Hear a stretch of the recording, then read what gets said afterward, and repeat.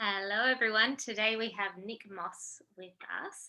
So, Nick, you've become a little bit of a guru in our field, actually, in kinesiology, I think, as far as talking about the nervous system and the vagus nerve and the importance of everything. So, I thought we'd reach out, get Nick to download to us a little bit of stuff for practitioners, and just because I think it's a really important part of what we do as far as trauma, sensory issues, anxiety, depression, mental health, hormone issues. Everything comes down to stress. That's pretty much everything I work with as well. Comes back to whether you're breathing in or breathing out enough. And so I thought I'd have a little chat to Nick and see where his head is at and pick his brains a little bit. So say hi to us, Nick, and tell us a little bit about you, where you've come from, how you got into working with the nervous system. Yeah, hey, thanks, Emma. So how did I get into it? Well, I studied kinesiology. That's the first thing that really sort of triggered. And I remember you were doing supervising work at the time, and that was interesting. I love how you said that. We're here now. It seems like a long time ago. Yeah, it was. It was. I was never fully. I was always interested in the body. So when I got out of the military, I became a trainer, and in that field of being a personal trainer, I was a corrective exercise practitioner. So I was basically more of a practitioner than a trainer. So people would send me people who had been in pain, lower back pain, things like that, your classic sort of joint pain. And I would do what I was taught, which was, through the sort of Czech Institute training. But it was more biomechanical. But the changes I saw from even just teaching people how to breathe and activate their core properly was pretty eye-opening. So that sort of led me on the path to know that you could do some cool stuff, and that I didn't know that much, and I wanted to know a lot more. And after settling on, I knew I wanted to study more, but after settling on kinesiology, because of all the different elements that it had, the body side, the psychological side, the Chinese medicine side.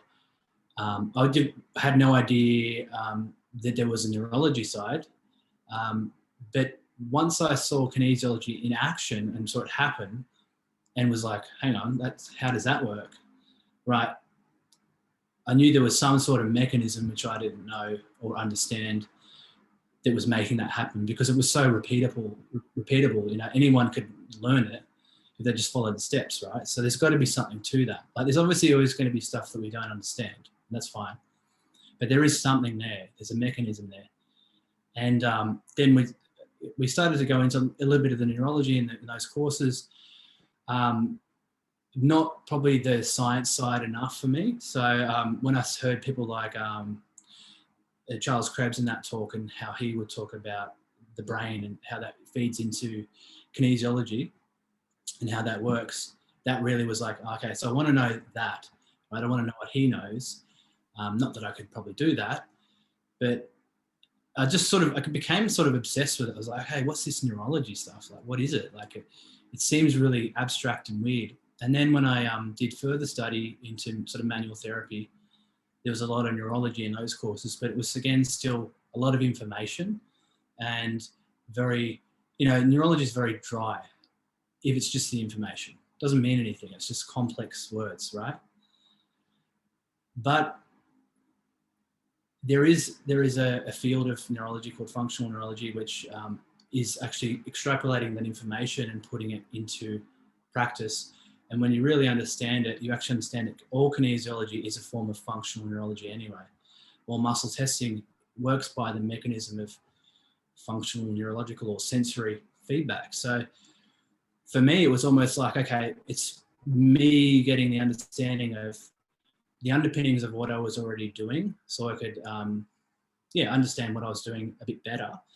But through that knowledge, I started to learn the code of the body. And then it just made me a much better kinesiologist as well, working with things such as, pains, and being able to use it to basically decode someone's physiology, right?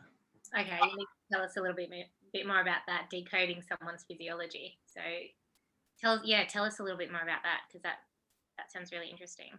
Well, that for me, that's what kinesiology is. It's applied physiology. I know there's a form of that called applied physiology, but it really is, it's applied physiology. You're getting direct feedback from the body. What were you going to say then? No. So we've got people on here who are naturopaths and osteos and psychologists as well. So we want to get a really broad vision of what that actually means and how it's applicable to things like trauma and things like chronic pain and Yep. yeah. Okay. So yeah, so basically, your physiology through your neurophysiology is always sending or showing output or giving you feedback as to how it's perceiving the world all the time. But you just need to understand what that means. So you need to learn what that means in order to have kind of like an into the body. So, when someone comes into clinic and they've got all these things going on, you've got like a laundry list of all these things, like how do you know where to start? Right? So there are a lot of different ways that you can go through that process to know where to start. So if you're a naturopath, you might do lab tests or other types of assessments. But a really interesting and quick way of getting into the physiology is by using sort of muscle testing or other types of neurological tests to sort of understand where that individual is at that point in time, right? So for me, it depends on the sort of condition that you're working with. But if, say, someone is in like so let's bring it back to stress, right? So someone is in a trauma response, they may have anxiety, and they have gone around the typical professionals to deal with anxiety. They might have even been on some meds. They're seeing a mental health professional as well. How do you know? But they're still in an anxious state, right? So where we can come in, or with an understanding of neurology, and then bring it into the sort of kinesiological framework, is you can sort of assess their sensory system for any signs of being too overactive, right? And if the sensory system is too overactive, meaning that it feels like it's under threat from either external threats or even internal threats, or even just mental threats, it's almost like it's got a brake on progress, right? Because the nervous system is then in this threatened state, and all it cares about is dealing with threats. Yes. Yep. And that's so much what we see in clinic, isn't it? It's just people in that sensory hyperstimulated state, hyper-aware, hyper-aroused. They could be hyper aroused, so they could be in that sympathetic state, or they could be even in this sort of more immobilized or freeze response. So, but then if someone's in that response, how do you get them out of that response? There's a lot of different ways, but for instance, one of the biggest breaks on the system, one of the biggest reasons why a client or an individual will stay in that state, either a sympathetic or an immobilized state, is the primitive reflexes, right? So there are a bunch of reflexes that we're born with. So when we're born, we only have these reflexes to sort of keep us alive and initiate certain functions, such as like breastfeeding and turning the head, and the Moro reflex, which is basically like a fear response, and initiates crying so the mother can come and help you. If these reflexes are not integrated by the nervous system after, say, 2 to 4 months, they then basically keep that individual in a heightened state neurologically from that point forth. We might have an individual. Everything is being filtered through that system. Exactly. And everything is, when you look at that limbic system, and when it's hyper aroused, what we're looking at is that everything is picked up. There's, when you feel safe, you can filter more. You are only really acknowledging the things that, well, the brain only acknowledges the things that it wants to believe at that time, or it feels safe or threatened by at that time. Mm. And so if you're in a safe space, then you're able to focus more, you relax more, you can filter out more things. But if you're not, then it's like a ping pong. I describe it like that. It's like, what's that? What's that? What's that? What's that? What's that? And then you've got to try and understand that and integrate it and make sense of it and then figure out a response to that as well. So you can imagine being in that space your whole life. Really, it's no wonder so many kids Yeah. are struggling. So what's your impression here? So as far as how much of your clinic do you think you see these active primitive reflexes in adults and kids? Probably 25 to 40%. Yeah, there you go. So I thought it was about 25, but now in my framework of my assessments, I won't check it with everyone, but anyone who's in any state of trauma or anxiety, I will. Chronic gut conditions, and also chronic pain, especially if they've had a head injury. For instance, like, undealt with head injuries are cause of so many different things. Yeah. And interestingly enough, these reflexes are often switched on by, have you heard of the term nociception? No, tell us more about that. So, okay, in the sensory nervous system, we have information coming from the body back up to the brain. And then we have information coming from the brain back down to the body. And so percentage-wise, 75% of information is going up to the brain, 25% is coming back down. That 75% coming up is broken down into two main types of receptors. There's mechanoreceptors, so they're movement receptors, like in your muscles and your joints and all that sort of stuff. And then you have nociceptors. And nociceptors are often mistakenly called pain receptors, but there is no such thing as a pain receptor, because pain is actually an emotion, right? It's completely contextual, but they're threat receptors, and they're everywhere, on the outside and the inside of the body, around the organs, everywhere, around your glands, around your heart, and all throughout the body. Now they're very primal, okay? So they'll activate that sympathetic system. These pathways are a few 100 million years old, supposedly. So if there's an active nociceptor, it automatically puts your body into this sympathetic response or this stress response. But you won't often feel this being activated. So for instance, if you have an injury, it's like a head injury, you bang your head, and obviously the younger that happens, the more that's going to be considered like a threat response. You bang your head or you get a bit of whiplash, a barrage of these receptors will be activated, and they will stay on. And the longer they stay on, they'll keep kind of silently initiating this threat response, and they'll actually create muscle weakness patterns at the same time. And when the brain perceives that there's weakness in the muscles, that again further drives up the threat response. But you can't note, it's very hard for you to consciously notice this stuff because it's driven by the 95% unconscious, subconscious. Unless someone like myself comes in and we start testing things and we can see it clear as day. So how do you work with these nociceptors? So we have to kind of reset them, right? So we have to show the brain where they are, where the active ones are, by re-stimulating them. And then I'll fire a reflex or hold a point or tap on their head or something like that. So we basically, the brain needs to then receive the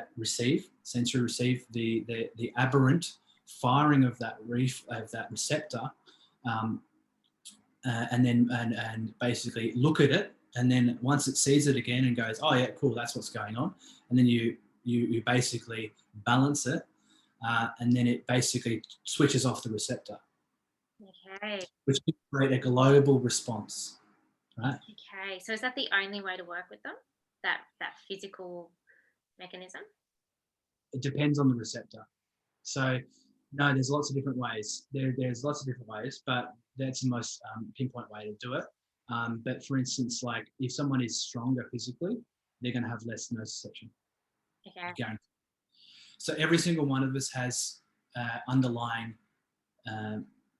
nociceptive dysfunction, probably lots, thousands maybe. But the weaker, and when I say weaker, I mean like the physically weaker or even weaker immune system, or more sensitive or less ability to tolerate the stress of life.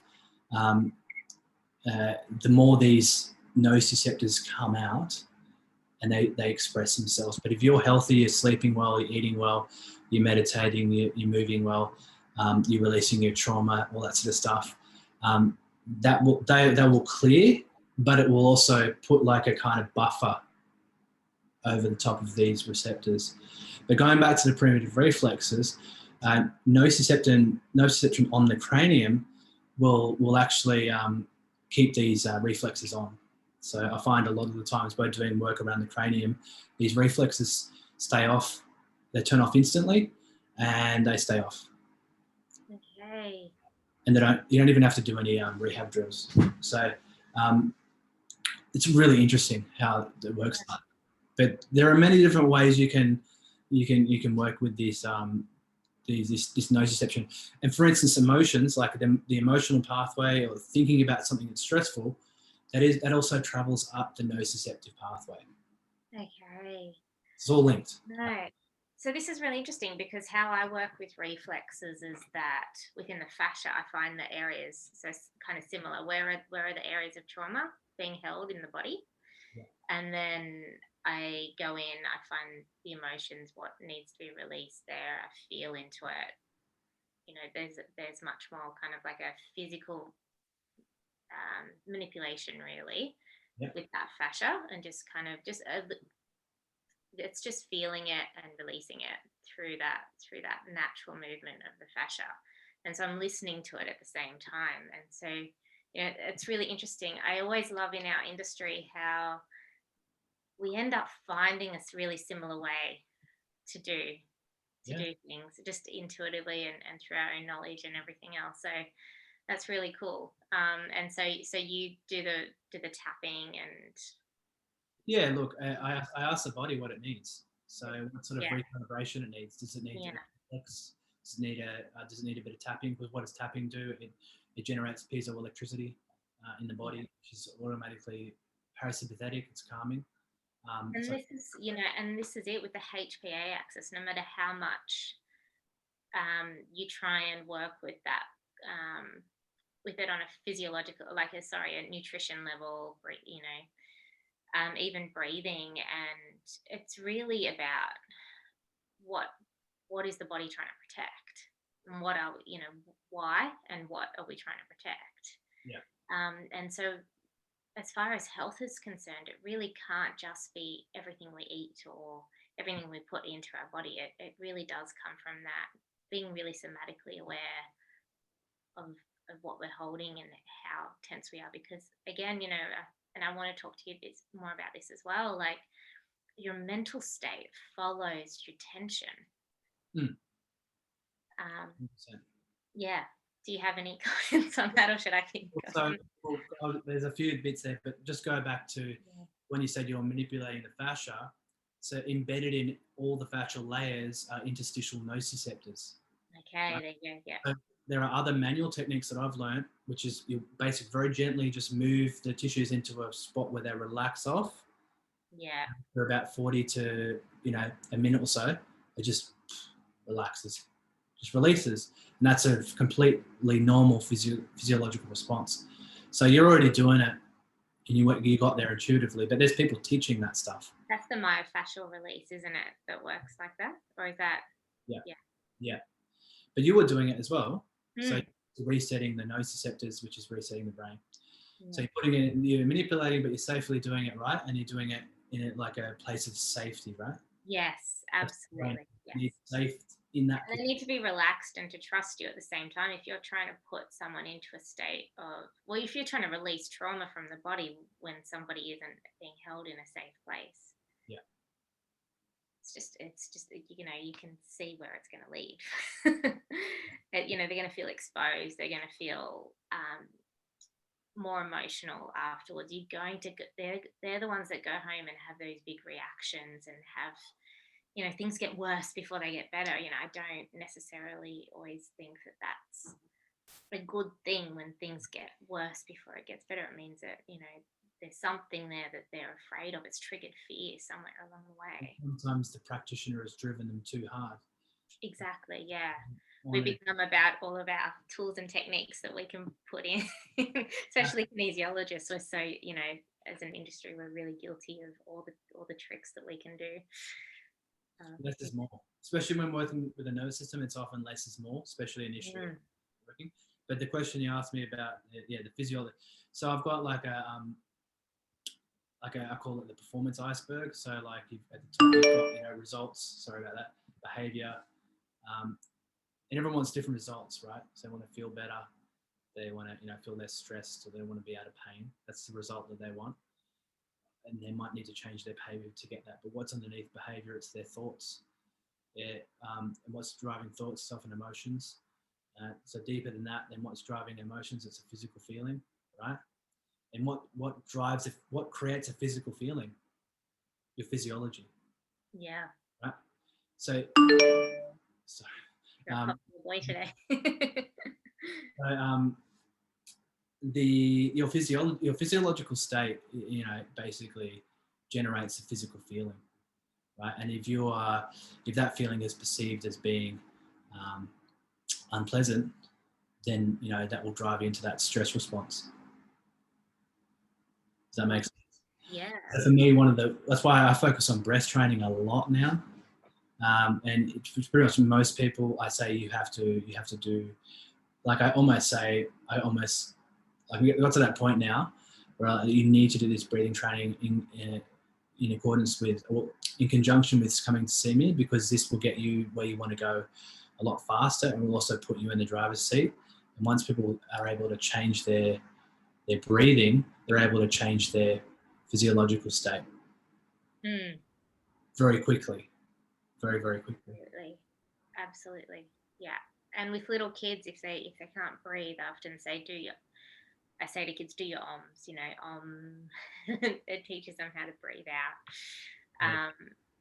I do lots of, and I think, really, being in the field for so long, everything comes back to that breathing, everything. Not only just being able to repair what's going on, but really just to be aware of what's going on in the breath. And if you're, okay, tell us a little bit more about the breath and how you understand the breath. And, because I see that a lot and I look at that a lot, is okay, where is the breath going? How is it being taken in or exhaled? So inhaled or exhaled, and where is it getting stuck and all that kind of stuff. So, well, the breath is the ultimate autonomic regulator. So, the autonomic nervous system is that fight, flight, and rest and digest system, and it's tied in directly to that. So when we breathe in, we stimulate the sympathetic fight, flight system. When we breathe out, we stimulate the parasympathetic rest and digest system. So just from a balance of how much we are physiologically breathing in as opposed to breathing out, could actually be driving us into a certain physiological state, which is then driving our behavior and then informing our results and how we feel. So it just from that alone, it's control of the autonomic system, which is running our homeostasis, because it's so embedded within that. By having awareness of that and then knowing that you can control that at any moment in time, so you can put yourself in the driver's seat over your physiology, it's huge. So often you'll see, that's why, like you see it in someone's posture, they're often, like in modern society, we get told that slouching is bad, right? But slouching is actually coupled with breathing out, flexion, right? And then breathing in is coupled with like spinal extension. So they're like sit back straight. So you might see someone who's quite stressed and their posture's like that, stuck in extension. So you can tell just by looking at them, they're actually stuck inhaling, which is driving that sympathetics. So the physiology is always driving the sympathetics. And like, doesn't matter what I do, I meditate, I can't meditate. These are the people that say, I can't meditate. Yeah. It doesn't work for me. It's like, well, okay. Because it's not working for you, you need to work harder. But anyway, you know what I mean by that. But, and they'll struggle with these breathing drills. So we need to get, so a person who's stuck on inhale, they're stuck in sympathetic. So just learning to exhale longer than they inhale, even just 2 seconds more, is going to start to wind them towards parasympathetic. So simple 4 seconds in, 6 seconds out. Yeah, and that's really important too, having that longer out breath and getting rid of all that carbon dioxide, because it's that carbon dioxide level in your body that then stimulates the nervous system, which I find really interesting with, no? Tell us more. It's the fact that people can't tolerate carbon dioxide. Carbon dioxide is, you actually want more carbon dioxide. So yeah, tell us more about that then. Because when people can't tolerate, the human physiology can't tolerate carbon dioxide, that will stimulate in and of itself a lack of loss of oxygen, which will then drive up sympathetic threat response, right? But then it will basically get them to open their mouth and start breathing through the mouth, which by itself again further stimulates the sympathetic survival system, right? So as soon as if you can hear someone breathing and they're breathing through the mouth, they're in sympathetics. There's nothing, they're in that state.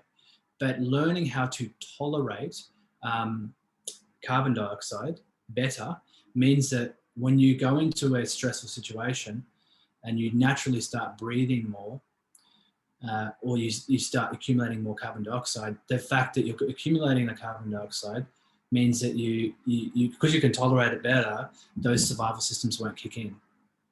Does that make sense? Why do people not tolerate it very well? Because they're always breathing in. Okay. Because breathing out as well.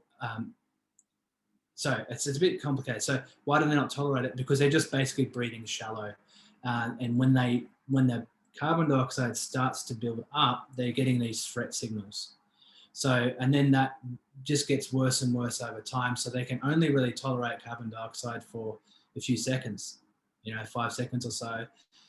And that means then their breathing efficiency is really crap. And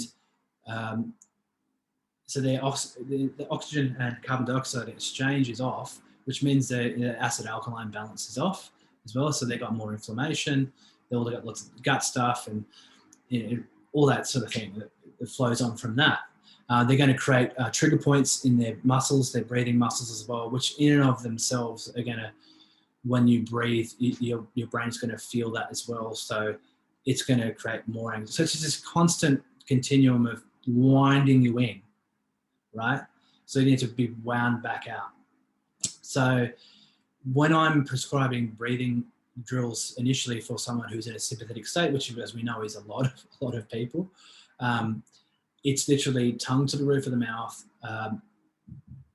It's tongue to the roof of the mouth, all nasal, but so light you can't even feel it. And you definitely can't hear it, right? And it's just as simple as 4 seconds in, 6 seconds out. And as they're doing that, and especially if you haven't done that before, you're going to get a threat response from that, which is completely normal. So it's going to feel uncomfortable and you're going to want to stop it, or your brain's going to choose something else to focus on. Or exactly. But you have to, everyone, it's like learning any new skill, right? Well, relearning it, right? In this case, you have to overcome, in a range of tolerance, you have to be able to learn to overcome those reflexes. And the more you do it, the better you get at it. And that translates into just every day. Yeah. And I think, what's coming up right now is that as practitioners, we really need to be aware of this mechanism within ourselves as well. 100%. And with so much change and so many people in fear coming into our clinics and then holding that space, we need to be really practiced at this and know what our body is responding to and why it's responding to things. But mostly if we can be in this state in clinic and be aware of our own breath work and our own response in clinic, then you're going to be able to think more clearly. You're going to be able to properly analyze what someone is saying. You're not going to miss something. Whereas when you're in that space of overwhelm, but not even realizing you're in overwhelm. Like you said, you're just in this state of inhale, inhale, inhale, inhale. You're going to go to what's familiar more, and then you're probably going to miss a lot. You've And got a bit too much in, and you're going to be quite, naturally, you're going to try and protect yourself. So you're going to be a little bit more self-centered in that session. 100%. Yeah. 100%. Yeah. I mean, especially when you're working with any type of therapeutic interaction, it's important. But with kinesiology, you'll see it because you're touching someone's body while you're testing a muscle or something. And if that muscle starts behaving weirdly, it's not about them or you. And as you know, we've taught people when they're first learning how to do this stuff, they're overthinking. So they're in this sympathetic response. So they're like, I can't get it to work. And it's like, well, and you come over and you do the same thing, and it just, because you learn to be, that's 100%. You have to be, the practitioner always has to be in a less heightened state than the client. So more parasympathetic. You have to be, because otherwise they become the practitioner on an energetic or even neurological sense, because there's this, you know what I mean? Yeah, no, I do know what you mean. They're trying to guide you. They're trying to make you feel better. In order to feel safe, they need to watch your response.